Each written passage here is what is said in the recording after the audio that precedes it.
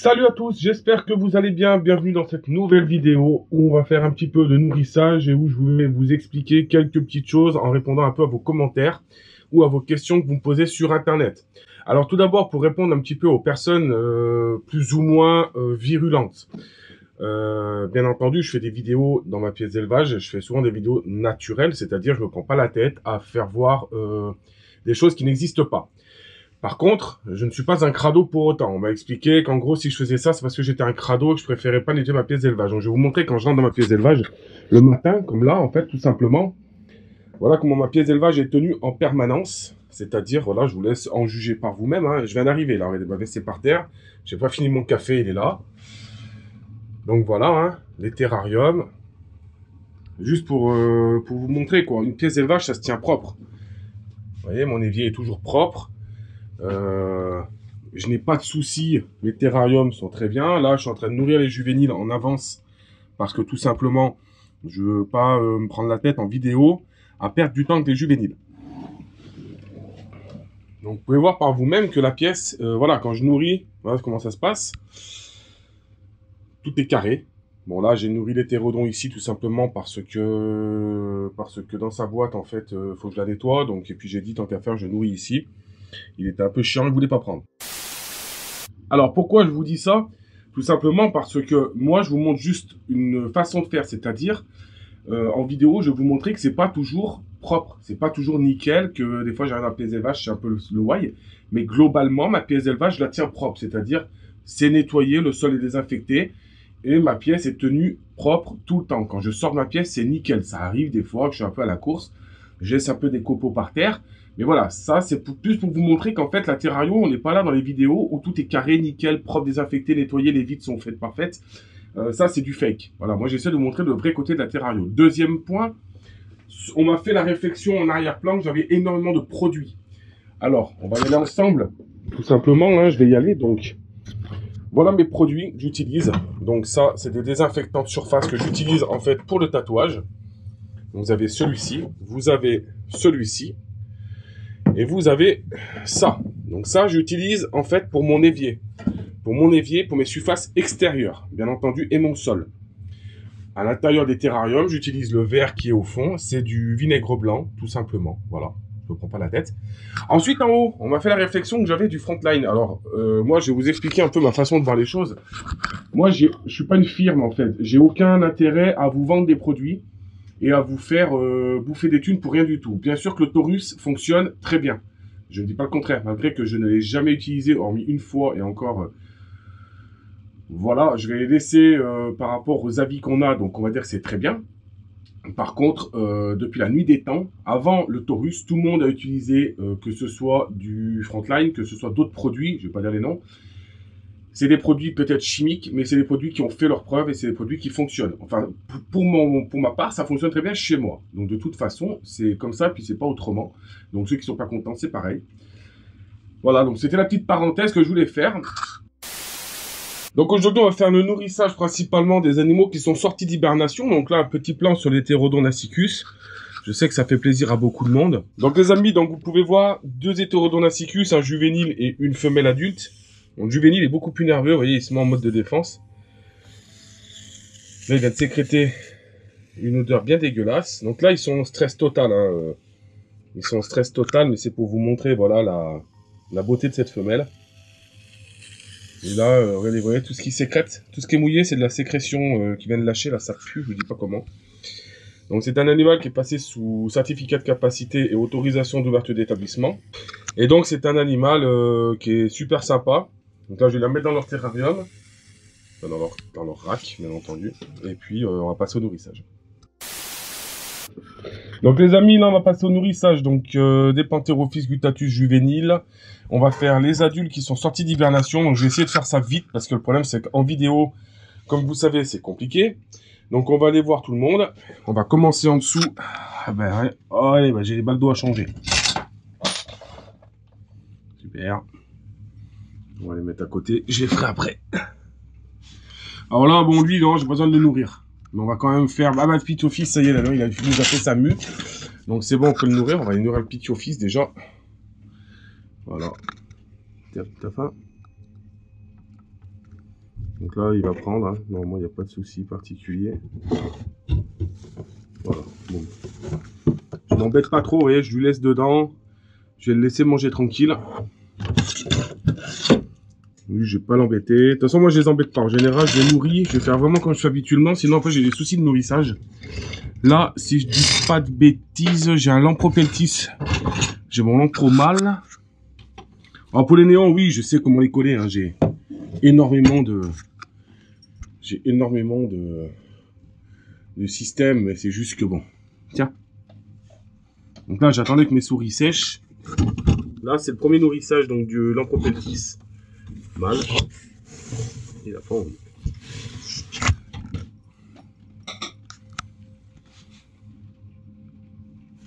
Voilà, boum, il l'a pris. Je le remets dans le terra. Donc voilà, premier nourrissage. Il a un peu de terne. Voilà, je vais le décaler. Alors l'eau n'est pas verte, hein, je tiens à vous préciser, c'est le bac. Il a une tache au fond, j'arrive pas à y faire partir. Sinon regardez, les bacs sont blancs. Hein. Mais je sais pas pourquoi, celui-ci, l'eau, enfin le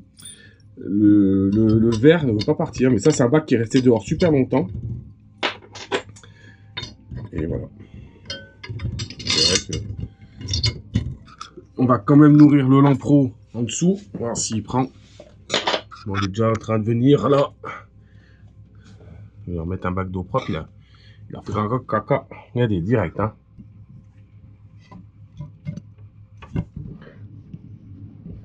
Alors, ce qui est bien et pratique avec les Lampropeltis, alors je vais vous laisser la caméra dedans, si vous voyez quelque chose. Hop. Le temps que j'aille chercher le bac d'eau. Ce qui est bien avec les Lampro, c'est que ça bouffe tout le temps en fait. Tout le temps. Lampro, Pantherophis gustatus, vous n'avez pas de souci de nourrissage. Après, honnêtement, couleuvre asiatique non plus. Moi, enfin, moi, pour ma part, j'en ai pas eu, j'en ai eu. Hein. Après,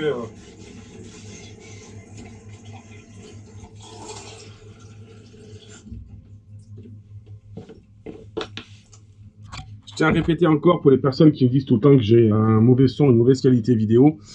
Je suis pas. Si quelqu'un veut m'offrir du matériel haut de gamme ou veut sponsoriser la chaîne en offrant du matériel, je suis tout à fait preneur, bien entendu. Hein.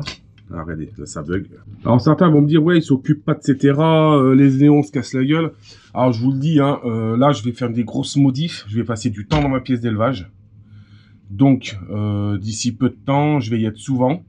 Et j'ai pas mal de modifications. Tout ce qui est derrière moi, ça va sauter. Donc les serpents vont se retrouver, si vous préférez, en rack pendant une semaine ou deux, le temps que je mette en place mes nouvelles installations. On va les laisser tranquilles. On va aller voir ce qui se passe à côté. Le Spalerosophis, je lâche l'affaire. En dessous, on a normalement Pantherophis gustatus, un peu speed. Donc celle qui avait été récupérée dehors. Ce qui est le cas aussi du Lampropeltis rouge que je viens de nourrir, là, le Silanoé. Hop, allez, on prend deux souris, tac tac, on prend la pince et on vient donner à manger au bébé. Tiens.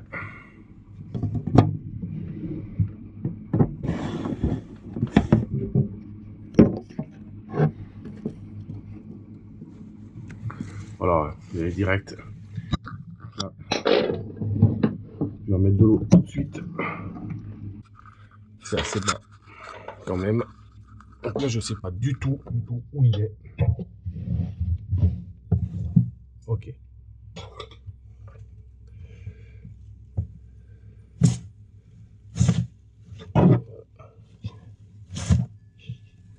Ah, c'est mort. J'avais pas vu. Elle est en train de muer. Hop, je prépare une mue. On nourrit pas. On lâche l'affaire. C'est pas la peine. Un serpent qui mue, vaut mieux me laisser tranquille. J'avais pas vu les yeux. Ok, ça c'est réglé. Spalerosophis, c'est mort, il prendra pas. On va aller nourrir les Pantherophis gustatus, donc qui sont dans les deux terrariums ici.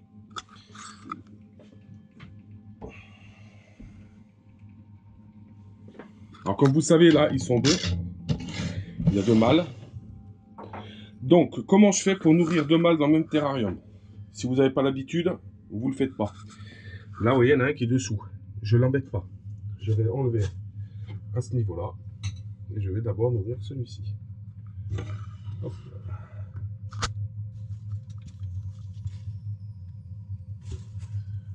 Vous voyez, hein, c'est réglé. Alors je vais vous expliquer pendant qu'il mange pourquoi je les nourris comme ça. Tout simplement parce que l'autre, il n'a pas encore détecté que j'étais rentré dans le terrarium. Donc ça ne va pas le déranger, il ne va pas chercher à sortir de sa cachette. Le temps que je nourris celui-ci, en général, moi, vous pouvez faire comme ça, ensuite nourrir le deuxième. Moi, je vais faire les deux.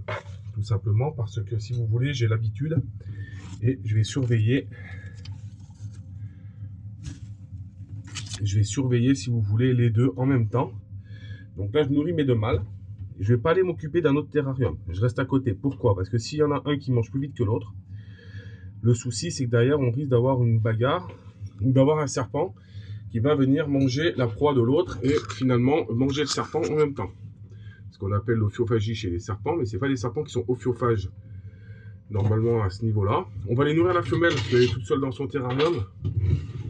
On va aller la voir. Hop, vous voyez, elle est là.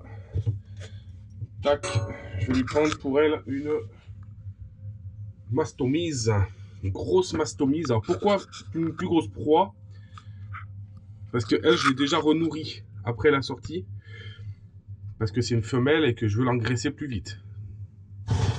Donc, vous voyez, je lui donne une proie un peu plus consistante, sachant qu'il y a déjà 8 jours qui s'est passé. Elle a déjà eu ses excréments. Donc je lui donne une proie un peu plus conséquente. Pourquoi? Pour que, si vous voulez, elle prenne plus vite en masse graisseuse, car je veux la coupler. On m'a demandé si on était obligé de faire une hivernation chez les serpents. Alors principalement hiberner sur la faune française, des choses comme ça, oui, c'est quand même recommandé. Sur des Pantherophis guttatus, Ampropeltis, Pitiophis, enfin ce que vous voulez à ce niveau de ces serpents-là, moi je le recommande parce que dans le milieu naturel, ils le font plus ou moins. C'est un peu contradictoire parce qu'il y en a certains qui vont dire que oui, d'autres que non.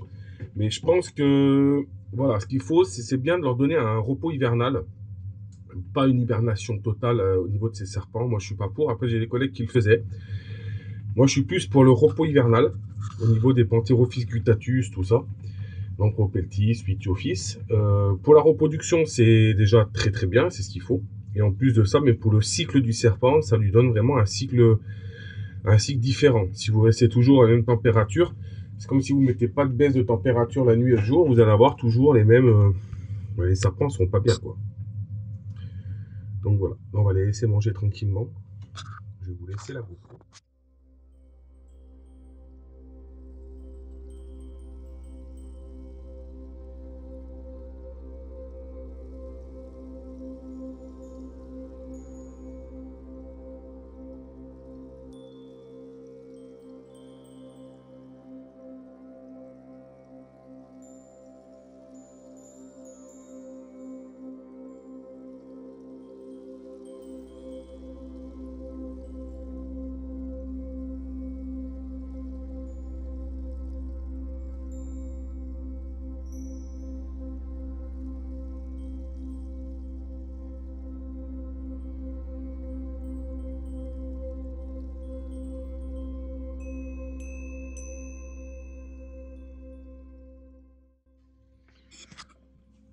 Bon les amis, pendant qu'il mange, je vais vous monter le python brongersmé.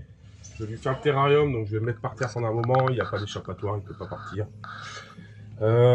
Donc le sol est tempéré, bien entendu, je tiens à préciser, désinfecté régulièrement. Donc python brongersmé, il est assez sympa. Je l'ai aidé à muer il n'y a pas longtemps parce qu'il était vraiment...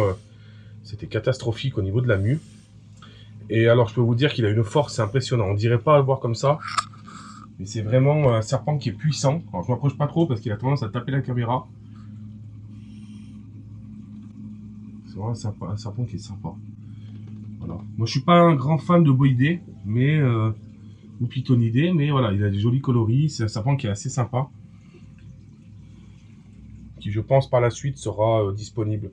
Je pense pas le garder parce que je suis vraiment en train de faire une sélection d'animaux que je veux garder et une sélection d'animaux que je ne veux pas garder. Parce que comme on dit toujours, on peut pas tout avoir et si on veut pour le bien-être des animaux, c'est pour ça que je refabrique toute ma pièce et des terrariums vraiment bien décorés, bien aménagés. Et je vais avoir moins d'animaux mais des plus jolis terrariums.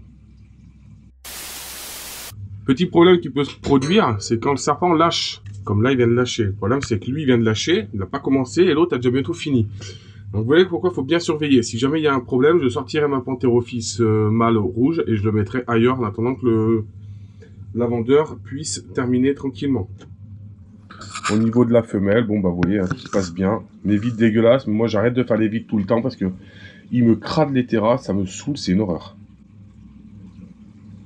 Puis de toute façon, ces terras vont partir. Comme vous savez, ils vont être disponibles. Donc pour ceux que ça intéresse, il y a déjà des personnes qui m'ont contacté. Mais bon, alors je le dis en vidéo, une batterie comme celle-ci, il y a 5 terrariums. Elle est en 2 parties, donc elle est transportable. Complète. Bien sûr, je garde les serrures puisque j'en ai besoin. Mais la batterie complète avec les néons et les tapis chauffants, je laisse cette batterie à 200 €. 200 €, c'est même pas le prix du bois, en fait. Et il y a encore tous les tapis chauffants, les cordons chauffants. Donc si je la vends pas à ce prix-là, c'est simple. De toute façon, je casse, je récupère tous les systèmes de chauffage. Et puis, bah, ça partira à la déchetterie, voilà, tout simplement. Pour ceux-ci, je les ai mis à 50 € pièce. Donc 50 €, pareil, hein, j'ai 45 € de verre déjà. Par terrarium. Donc ils vont sauter aussi. C'est pour ça que c'est tout fermé, c'est tout ouvert en fait, je vire tout. En fait, c'est pas que je les veux plus, c'est que je refais tout le coin là, comme vous voyez là. Complètement différent. Vous allez vraiment halluciner, je pense, sur ce que je vais faire. C'est vraiment sympa. Ça va être vraiment joli esthétiquement. Puis bah voilà, hein, j'espère que vous aimerez. Bon les amis, on va finir par les Pantherophis guttatus, donc comme vous savez, qui sont toujours là. Donc une qui est à Joe, donc qui l'a gagné. Alors attendez, parce que j'ai qu'une main, c'est compliqué de faire tout à une main. On va ouvrir la boîte carrément. Hop, je vais nettoyer après. Allez. Voilà. Bon, il mange très bien, on va le mettre là, le temps qu'il mange, avec les autres bébés. En fait, je surveille en même temps, parce que j'ai ouvert plusieurs terrariums, donc je fais attention à ce que je fais. On va le décaler sur le blanc, comme ça vous pouvez le voir correctement. Donc je vérifie que tous mes terras soient bien fermés. En fait, n'oubliez jamais que quand vous ouvrez un terrarium, vous refermez le terrarium. Hormis si vous êtes devant. Parce que sinon, vous allez partir de votre pièce d'élevage et vous allez avoir une vitre ouverte et vous allez chercher le serpent pendant une semaine. Donc là, je vais les nourrir. Je vais compter le nombre de... Là, j'en ai un pour lui là-bas. Un pour lui. Hop, ouais. Donc, un serpent, c'est pas du velours. Hein. Je tiens toujours à préciser que c'est pas du velours. Bon, là, il faut que je change carrément les copeaux. Je vais faire la boîte après. Ah non, j'en ai une de prête. C'est bon. Donc, comme je vous explique toujours, un serpent, c'est pas du velours. On va pas se... Il est en train de manger. Quand je vois les mecs qui sont là, ils osent pas les prendre. Bon, l'eau, j'avais changé hier. Allez, vous voyez, moi, je le prends pendant qu'il mange, ça va pas le déranger. Après, il y a des serpents qui lâchent. Voilà, faut connaître vos serpents un minimum pour pouvoir, tout simplement, les nourrir correctement. Faut pas oublier que vos serpents, c'est pas du caramel, hein. C'est pas du verre, c'est pas, voilà. Vous avez des serpents, mais... Moi, par exemple, je suis pas pour mettre un serpent dans un petit dans un terrarium aussi grand. Pas au début, en tout cas. L'avantage, c'est que mes animaux, voilà, ils peuvent, hein. Eux, je sais qu'ils mangeront très bien. Il n'y aura pas de souci. Mais ça peut arriver que ça joue sur la façon de nourrir ou le serpent. Bon, moi, je les surveille, les petits, parce que je veux pas qu'ils ingurgitent de... En fait, là, comme c'est du décongelé, que c'est pas du vivant, vous voyez, je préfère les sortir. Parce que souvent, le problème, c'est quand vous le décongelez sur la peau des rosiers, vous allez avoir ces collants et les copeaux vont se mettre, ils peuvent en ingurgiter. Malgré que cela, il n'y a pas trop de risques. Ça m'est arrivé d'avoir été obligé d'expulser du cloaque des petits bouts de copeaux sur certains serpents. Bon là, lui, je l'ai changé il n'y a pas longtemps, donc je vais juste voilà, nettoyer comme ça. L'eau, on va la changer. Hop, mais le bac est propre. Faut savoir, dans la nature, personne vient leur changer l'eau. Hein. Quand les mecs ils vous disent, ouais, faut changer tous les jours, bien sûr, c'est un plus, vous pouvez le faire. Mais ce que je veux dire, c'est dans la nature, personne vient changer l'eau des serpents. Ils boivent de l'eau dans de l'eau bougasse et les serpents vont très bien. Hein, donc bon. Voilà. Allez, on va faire le suivant. Le suivant, faut que je fasse la boîte et le bac d'eau. Comme vous pouvez voir, j'ai toujours des boîtes de prêtes. Je m'embête pas en fait, comme ça. Je viens, mon bac d'eau dedans. Je me prends pas la tête. Et vous voyez, regardez, hop, je prends un petit rosé. Tiens, cadeau. Ah Alors lui, pareil, il est en mu. Merde. Ah putain, j'ai pas vu. Bon, il est en mu, faut pas le faire.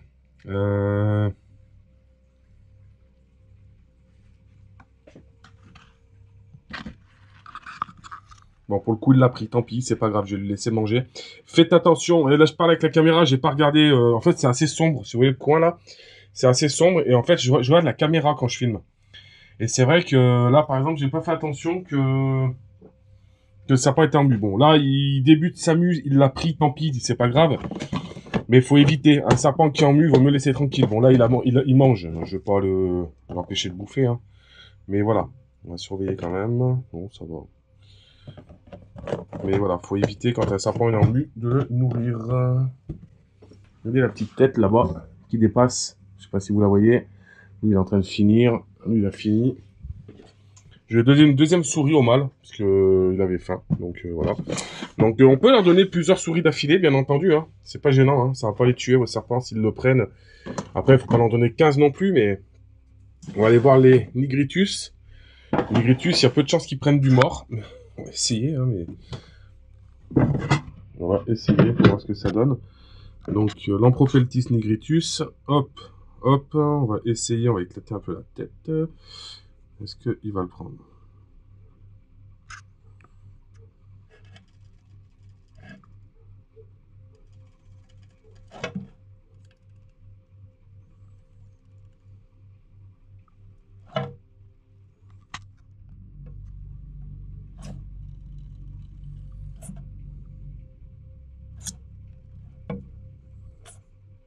Bon, bah voilà, regardez, il l'a pris. Je suis trop content parce que, je vous explique, jusqu'à maintenant, j'ai nourrissé aux vivants et j'ai arrêté, en fait. Et je les avais pas passés aux morts. Alors, je vais vous expliquer un petit peu la façon que j'ai fait. Alors, je le tiens, je vais le lâcher. Comment j'ai fait pour le passer aux morts? Tout simplement, ben en fait, ça fait 3 semaines qu'il n'a pas mangé. Voilà. Parce que le problème, c'est que s'ils n'ont pas faim, ils ne prendront pas du mort. Alors, vous avez plusieurs façons de faire. Vous pouvez frotter contre de la souris vivante, le blanchon, enfin le rosé, et puis donner. Le problème, c'est que moi, j'ai passé un bon moment à les nourrir aux vivants. Là, j'ai envie d'arrêter. Je vais les passer aux morts, parce qu'après, forcément, ils vont passer au décongelé.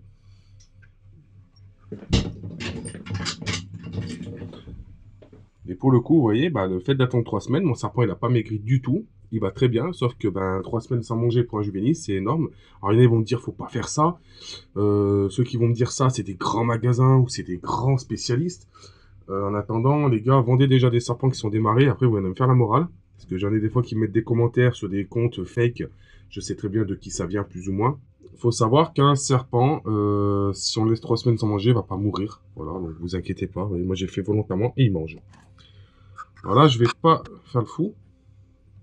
Donc là où je suis content, c'est qu'en direct, je vous ai pu vous montrer en fait un passage au décongelé. Je vous ai expliqué un peu ma façon de faire. Et sachant que là, sur ceux-là, c'est quand même les plus compliqués. Alors là, on verra, hein, peut-être que c'est la femelle. On va peut-être pas prendre. Sachant qu'ils étaient... Alors, c'est moi qui ai fait la bêtise. De base, ils étaient démarrés au décongelé. Alors elle, ça fait un peu moins longtemps. Ça fait une semaine qu'elle n'a pas mangé, donc ça m'étonnerait qu'elle prenne. Bon, on va prendre ce qu'il nous reste en...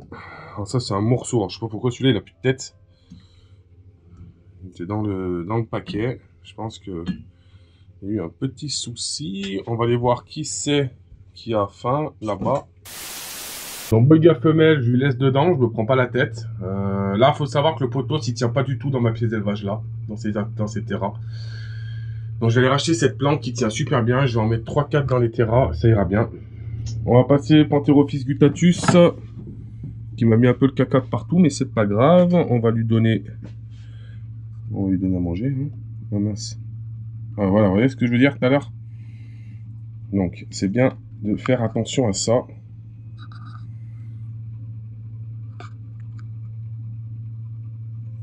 Bon, t'as pas faim ou quoi? Alors, vous voyez, ce que j'ai pas fait sur celui-ci, par exemple, ce que je fais sur les autres, c'est ça. Voilà, j'écrase la tête. Et regardez maintenant.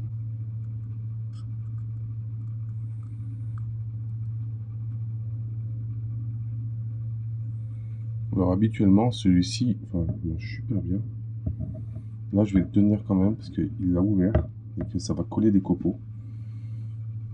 Donc, je vais le tenir en fait le temps si vous voulez qu'il arrive jusqu'à la fin. Sinon les copeaux vont coller sur le bide. Voilà. Ça enlève les copeaux. Regardez, même en le tenant, hein, je le tiens, il continue de manger. Donc quand on me dit oui, les serpents, faut pas les embêter. Regardez, regardez, regardez. Regardez comment ça passe crème. Le boyga, ben voilà, hein, se balade. Comme vous le savez, on va passer sur l'autre côté. Hop, les vides sont un peu avec le calcaire. Parce que je vaporise dedans. Là, je vais lui vaporiser un petit coup et puis voilà.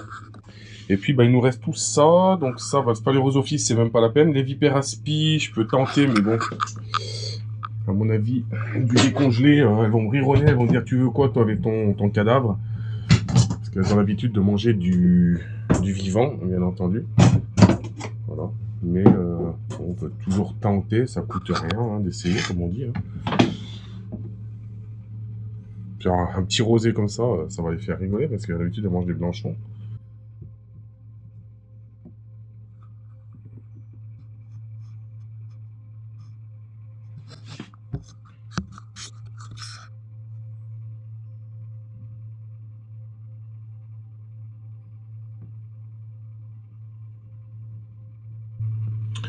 Bon, faut que j'aille leur chercher des petits bébés. On va aller voir si ma femelle Python Régus a faim. Alors je me fais attention parce qu'elle a toujours tendance à me taper. J'ai vu qu'elle avait fait caca, donc ça me permettra de nettoyer. Dans son bac d'eau, je sais pas pourquoi. Normalement, elle, quoi que tu lui présentes, elle mange. Rat, souris, allez, boum, direct. Et c'est réglé. Donc là, elle a attrapé la pince. Je vais laisser la caméra 2 minutes. Je vais l'enlever du bac d'eau, laver le bac d'eau, enlever le caca, et puis voilà.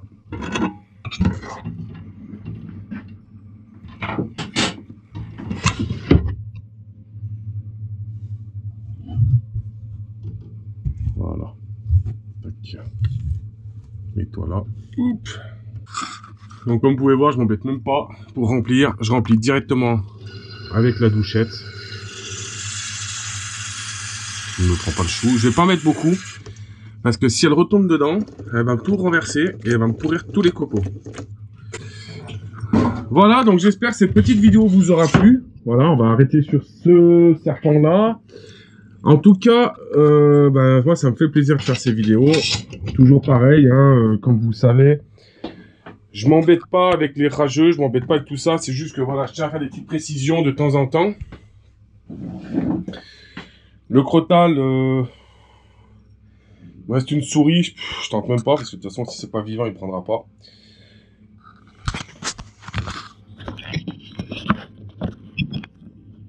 En tout cas, les amis, j'espère que ça vous plaît. J'ai pas mal de personnes qui doivent venir. Je vais essayer de faire découvrir le milieu des reptiles à des personnes plus ou moins connues. Il y a des choses de prévues sympathiques. Ça vous fera découvrir d'autres milieux, d'autres personnages qui sont vraiment sympas. C'est des gens que j'apprécie ou c'est des personnes que je suis depuis longtemps. En tout cas, n'hésitez pas à partager sur les réseaux sociaux les vidéos pour que la chaîne grimpe au maximum. Dans les groupes, n'hésitez pas à le faire. Moi, je le fais pas trop. Mais voilà, et n'hésitez pas à vous abonner. Vous êtes 40% de personnes qui regardent mes vidéos qui ne sont pas abonnées. Abonnez-vous à la chaîne.